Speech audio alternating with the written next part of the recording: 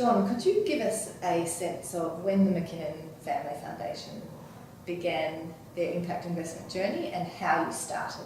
Yeah, sure. So we set up it as a PAF back in, I think it was 2007. Initially we used an ethical investment approach. So we were hands off ourselves, we gave someone else the role of investing ethically. And I think we were not satisfied with the amount of ethics we got for our dollar, if I can put it that way. We were not satisfied with let's screen out some of the worst of the listed shares, but let's really just go with standard investments. We wanted something that was higher impact. So over a couple of years, it was probably in 2011 when we took our first steps to actually invest in things that were outside that standard universe. Okay. So stepping outside the regular ethical investment space into some deals that were very much ad hoc, that had come through our networks and our contacts, that had very strong primary social motivations, not just adding a bit of social goodness to financial investments, even though they certainly stacked up financially. Okay. And so to date, what has the breakdown been for your foundation around what you've had to put in as grants to build pipeline of investment and what you've actually been able to invest with the intention of getting a return? We've certainly got more in investment than we've given in those type of grants. Okay. Those type of grants are probably accounting for a quarter of our grants, I would say. Our building pipeline? Yes. Okay. Or going to organisations that may become investable in the future, or organisations like your own that is building those on behalf of others. Yep. We would currently have probably just less than 10% in what we call impact investment. Okay. So that's been growing steadily since 2011. As you know, the pipeline's not huge in Australia, but we're working together to make it grow. Yeah. And what is that long-term goal for the McKinnon Family Foundation? We'd really like to have 100%. Okay. Yeah, we don't see any point in investing in investments that are essentially causing some of the problems we're going to try to solve with our granting. So I think coherence in managing our fund means we put as much as we possibly can into investments that are doing social good.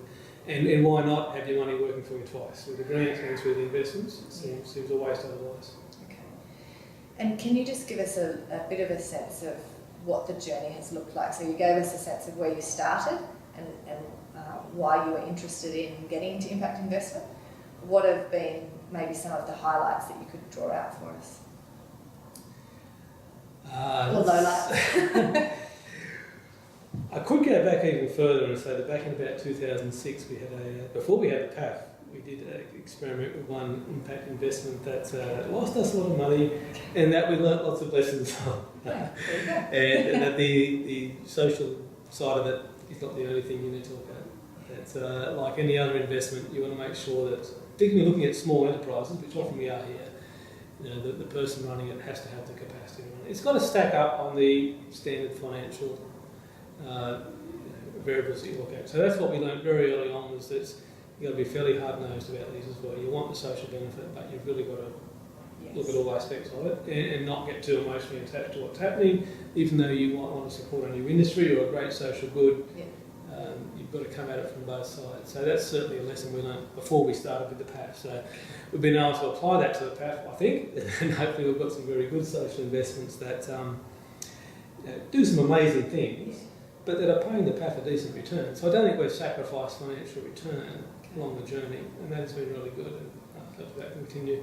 And I think there will be some spectacular successes in there as well. Great. So you used the word ad hoc earlier in terms of the approach. With some of those things you just said though about lessons you've learned and things where you've realised you have to look at more than the social component, in your own way though, what are some of the things that would fall into a due diligence kind of category?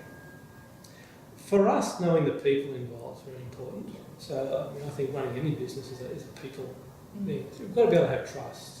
Trust and transparency is very important to us. So as much as you look at numbers on a page, it's knowing the people and having personal recommendations. So I think pretty much every investment we've made has been through friends or friends of friends.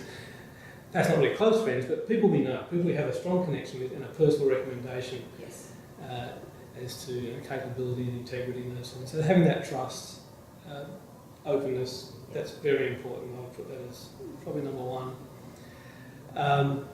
And then making sure the financials do stack up. So if you're looking at loans, looking at what security is, making sure the return is appropriate to the level of security, perhaps with an appropriate discount for the social good that's being produced. But the standard stuff we look at for any investment, but particularly looking at the people, not only from the point of view of are they good people to run a business, but what's their passion for this social mission they've got? Yeah.